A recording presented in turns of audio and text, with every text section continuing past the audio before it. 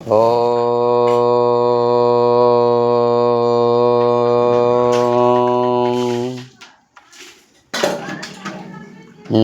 नारायणाय। ॐ लक्ष्मीनाथसमारम्भां नाथयामुनमध्यमाम् श्रीमदाचार्यपर्यन्तां वन्दे गुरुपरम्पराम्। ओम अध्यात्म रामायण अरण्यकांड प्रथम सर्ग विराधवध। श्री महादेव उवाच। अथ तत्र दिनं स्थित्वा प्रभाते रघुनन्दन स्नात्वा मुनिसमामन्त्र्य प्रयाणायोपचक्रमे। श्री महादेव जी बोले, हे पार्वती, उस दिन अत्रि मुनि के आश्रम में ही रहकर दूसरे दिन प्रातः काल स्नान करके अनंतर श्री रघुनाथ जी मुनिवर की सम्मति से चलने को तैयार, यानी श्री रघुनाथ जी मुनिवर की सम्मति से चलने की तैयारी की। वे बोले, मुने गच्छामहे सर्वे मुनिमंडल मंडितम विपिनम दंडकम यत्र त्वमाज्ञातुमिहार्हसि। मुने गच्छामहे सर्वे, हे मुने, हम चाहते हैं सब मुनि मंडली से सुशोभित दंडकारण्य को जाना। अर्थात हे मुने, हम सब मुनि मंडली से सुशोभित दंडकारण्य को जाना चाहते हैं। विपिनम दंडकम यत्र त्वमाज्ञातुमिहार्हसि, अतः आप हमें आज्ञा प्रदान कीजिए और हमें मार्ग दिखाने के लिए कुछ शिष्यों को आज्ञा दीजिए। मार्ग प्रदर्शनार्थाय शिष्यानाज्ञप्तुमर्हसि।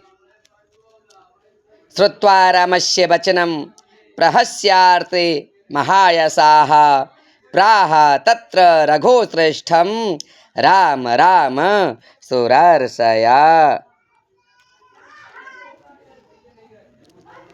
राम जी का यह कथन सुनकर महायशस्वी अत्रि मुनि श्री रघुनाथ जी से हंसकर बोले, हे राम, हे देवताओं के आश्रय स्वरूप, सबके मार्गदर्शक तो आप हैं, फिर आपका मार्गदर्शक कौन बनेगा। तथापि इस समय आप लोग व्यवहार का अनुसरण कर रहे हैं, आप लोक व्यवहार का अनुसरण कर रहे हैं, अतः मेरे शिष्य गण आपको मार्ग दिखाने के लिए जाएंगे। तदनंतर शिष्यों को आज्ञा दे मुनिवर अत्रि स्वयं भी कुछ दूर रामचंद्र जी के साथ गए और फिर उनकी प्रीतिपूर्वक मना करने पर अपने आश्रम को लौट आए। अपने आश्रम को लौट आए। एक कोस जाने पर प्रोष मात्रम ततो गत्वा ददर्श महतीं नदीं अत्रे शिष्यानुवाचेदं रामो राजीवलोचनः। एक कोस जाने पर श्री रामचंद्र जी ने एक बहुत बड़ी नदी देखी। तब कमल नयन रघुनाथ जी ने अत्रि के शिष्यों से इस प्रकार पूछा, हे ब्रह्मचारियों, नदी को पार करने का कोई उपाय है या नहीं। तब शिष्यों ने कहा, हे रघुनंदन, यहाँ एक सुदृढ़ नौका है, मजबूत नौका है। ऊचुस्ते विद्यते नौका सुदृढ़ा रघुनंदन। एक सुदृढ़ नौका है, उसमें हम चढ़ाकर आपको एक क्षण में ही नदी के उस पार पहुंचा देंगे। तब मुनि कुमारों ने सीता के सहित राम और लक्ष्मण को नौका में चढ़ाकर एक क्षण मात्र में नदी के उस पार पहुंचा दिया और फिर रामचंद्र जी द्वारा प्रशंसित हो अत्रि मुनि के आश्रम को लौट आए।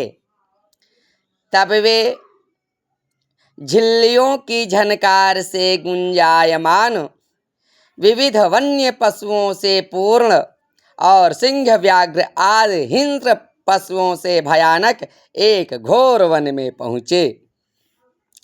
नाना मृगगणाकीर्णम सिंह व्याघ्रादि भीषणम, भयंकर रूपधारी राक्षसों से सेवित उस रोमांचकारी घोर वन में घुसकर श्री रामचंद्र जी ने लक्ष्मण से कहा, प्रविश्य विपिनम घोरम रामो लक्ष्मण ब्रवीत।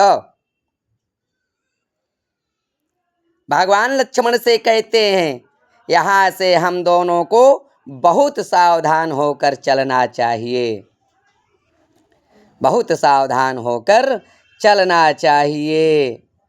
मैं धनुष पर प्रत्यंचा चढ़ाकर और हाथों में बाण लेकर आगे आगे चलता हूँ और तुम धनुष धारण कर पीछे चलो तथा जीव और परमात्मा के बीच में रहने वाली माया के समान सीता हमारे बीच में चलें, सीता हमारे बीच में चलें।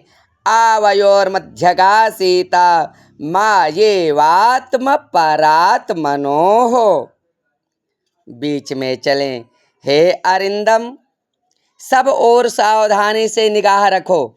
यहाँ पर अरिंदम लक्ष्मण जी को कहा गया है श्री रामचंद्र जी के द्वारा। हे अरिंदम, सब ओर से सावधानी से निगाह रखो। हमने पहले जैसा सुना था उसी के अनुसार इस दंडकारण्य में राक्षसों का अत्यंत भय दिखाई देता है। विद्यते दंडकारण्ये श्रुतपूर्व मरिंदम, इत्येवं भाषमाणौ तौ जगमतो सार्धयोजनम तत्रैका पुष्करिण्यास्ते कलहार कुमुदोत्पलैः। इस प्रकार आपस में बातचीत करते वे 1.5 योजन यानी 6 कोस निकल गए।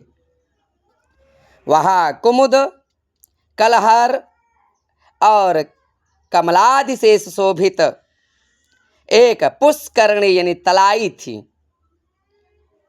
वह कमलवन और शीतल जल से अति सुंदर दिख पड़ती थी।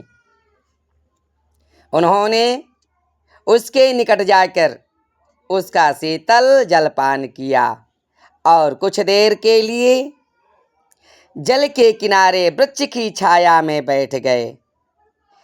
उसी समय एक महाबलवान और भयंकर राक्षस आता देखा। ततो ददृश्यो रायांतम महासत्वं भयानकम करालदृष्ट्रवदनं भीषयन्तं स्वगर्जितैः वामास्ते न्यस्तशूलाग्र ग्रथितानेकमानुषम्। उसका मुख तीक्ष्ण दाढ़ों से पूर्ण था, तीक्ष्ण दाढ़ों से पूर्ण था। वह अपनी गर्जना से अत्यंत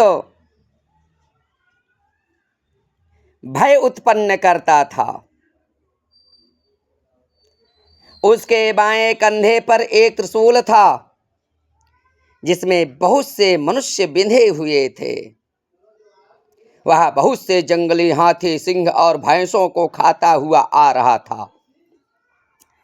उसे देखकर श्री रामचंद्र जी ने प्रत्यंचा चढ़ाए हुए अपने धनुष को उठाकर लक्ष्मण जी से कहा, भाई देखो, यह हमारे सामने यह भीरु पुरुषों को डराने वाला उग्र रूप महाकाय राक्षस आ रहा है।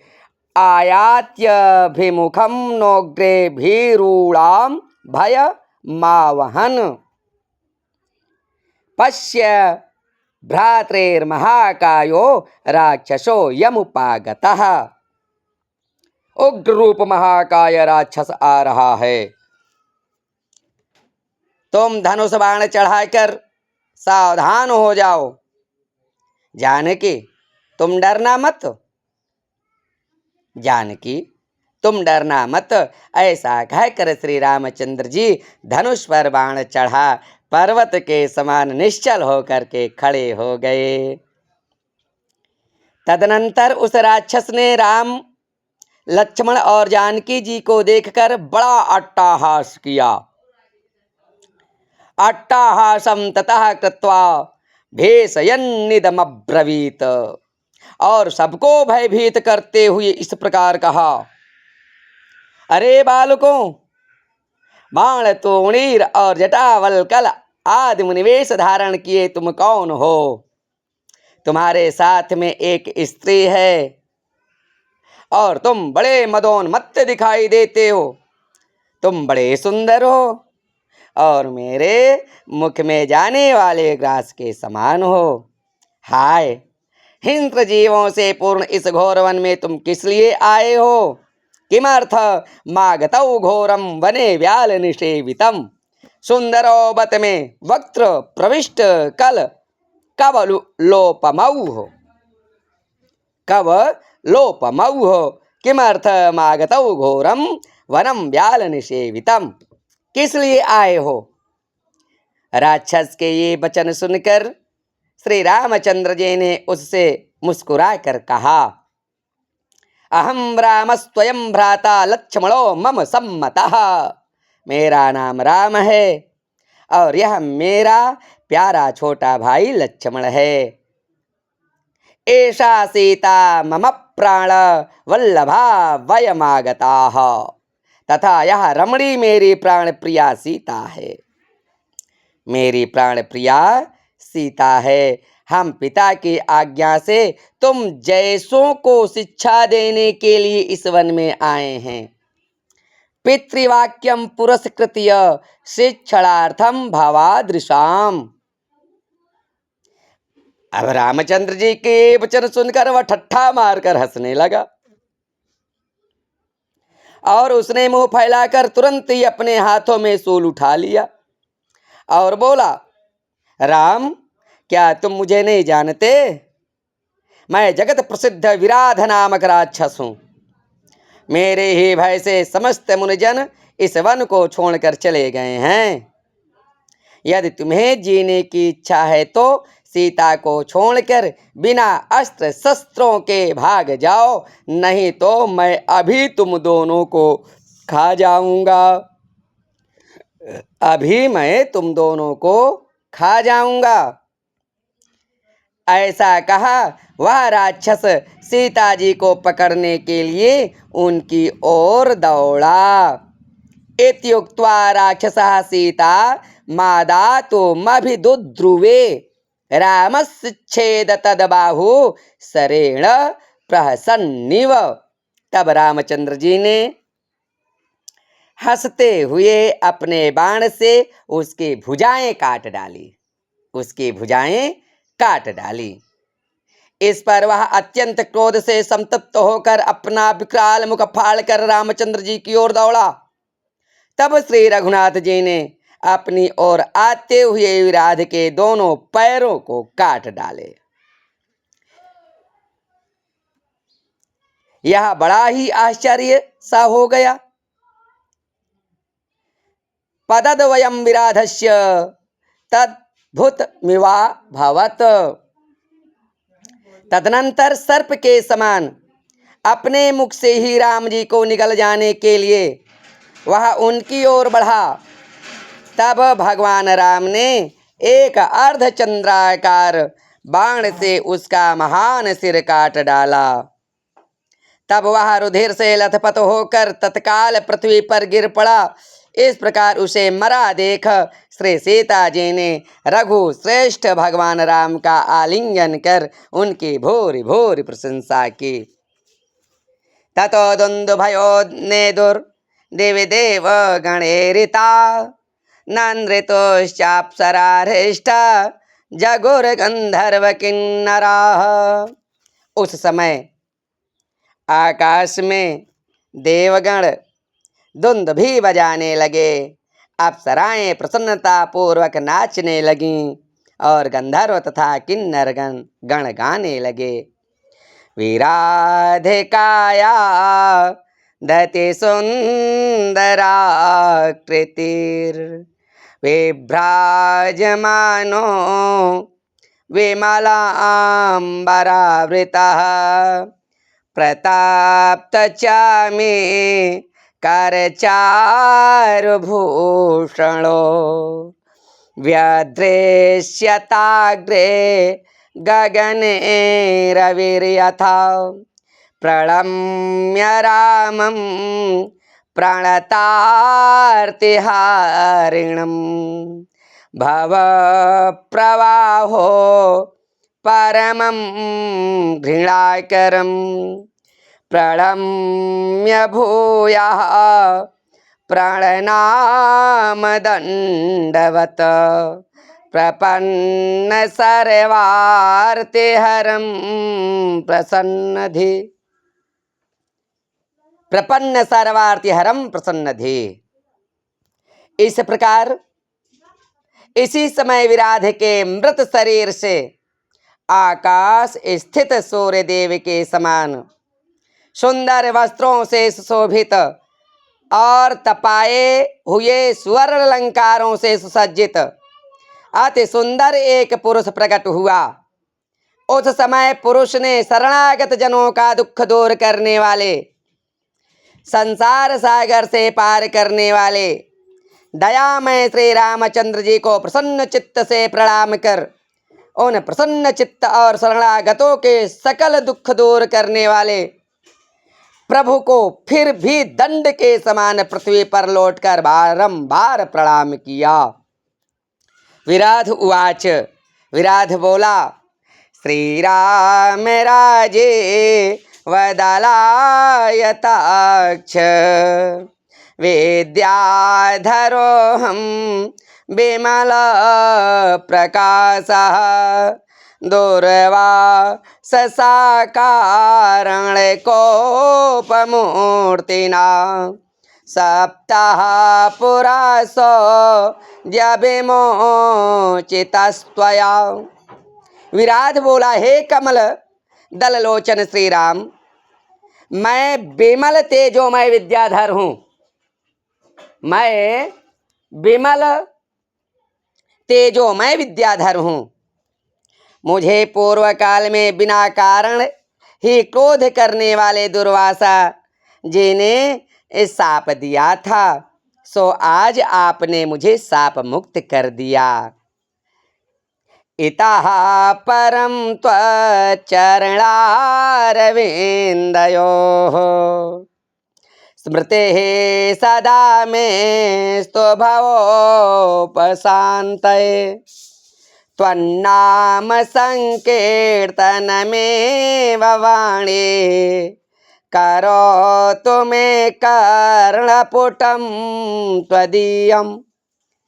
अब आप ऐसी कृपा करें जिससे भविष्य में मुझे संसार बंधन को दूर करने वाले आपके चरणारविंदों के स्मृति सर्वदा बनी रहे। मेरी वाणी सदा आपका नाम संकीर्तन करती रहे, कान आपका कथा मृत पान करता रहे, हाथ आपके चरण कमलों का पूजन करते रहें। इसी प्रकार सिर आपके चरण युगलों में प्रणाम करता रहे।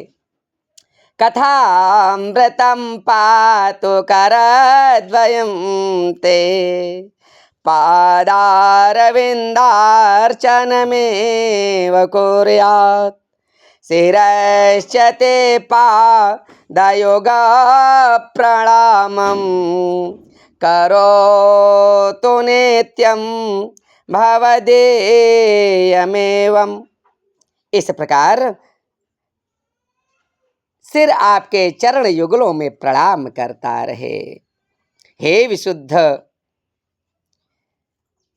ज्ञान स्वरूप भगवान, आपको नमस्कार है। आप अपने स्वरूप में रमण करने वाले होने से राम हैं, अर्थात अपनी माया के सहित विराजमान होने से युगल मूर्ति श्री सीताराम हैं और संसार के रचने वाले हैं। आपको नमस्कार है। आत्मा रामाय रामाय सीता रामाय वेध से आपको नमस्कार है। हे राम, मैं आपकी शरण हूँ, आप मेरी रक्षा कीजिए। हे रघुश्रेष्ठ, आपकी आज्ञा से मैं देवलोक को जा रहा हूँ। आप ऐसी कृपा कीजिए जिससे आपकी माया मुझे आच्छादित ना करे। देवलोकम रघुश्रेष्ठम माया माम माम वृणोतु ते। आपकी माया मुझे आच्छादित ना करे। विराट की इस प्रकार प्रार्थना करने पर महामति श्री रघुनाथ जी ने उसे प्रसन्न होकर यह वर दिया। गच्छ विद्याधरा शेष माया दोष गुणाजिता त्वया मद्दर्शनात् सदियो मुक्तो ज्ञानवतांबरः। हे विद्याधर, अब तू जा। तूने माया के संपूर्ण गुण दोषों को जीत लिया है। तो ज्ञानियों में श्रेष्ठ है और मेरे दर्शन के प्रभाव से तुरंत मुक्त हो गया है। मद भक्ति दुर्लभा लोके जाता चेन मुक्तिदायतः अतस्त्वं भक्ति संपन्नः परम याहि ममाज्ञया। संसार में मेरी भक्ति अत्यंत दुर्लभ है विराध। हे विद्याधर, संसार में मेरी भक्ति अत्यंत दुर्लभ है। ये सभी लोगों को भगवान ज्ञान दे रहे हैं। हम सभी मनुष्य भगवान के इस वाक्य को सुने। संसार में मेरी भक्ति अत्यंत दुर्लभ है, क्योंकि वह उत्पन्न होती है तो अवश्य मुक्ति देने वाली होती है। जब मेरी भक्ति उत्पन्न होती है जीव पर ना, तो अवश्य मुक्ति देने वाली हो जाती है। तो मेरी भक्ति से संपन्न है, इसलिए मेरी आज्ञा से तू परम धाम को जा। भक्ति संपन्नः परम याहि ममाज्ञया। मेरी आज्ञा से परम धाम को जा।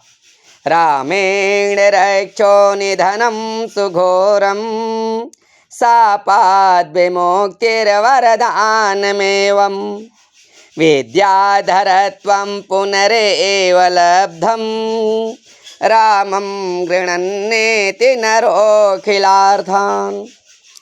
इस प्रकार श्री रामचंद्र जी ने भयंकर राक्षस का वध किया, उसको साप से मुक्त किया, उसको वरदान दिया और पुनः विद्याधरत्व प्राप्त कराया।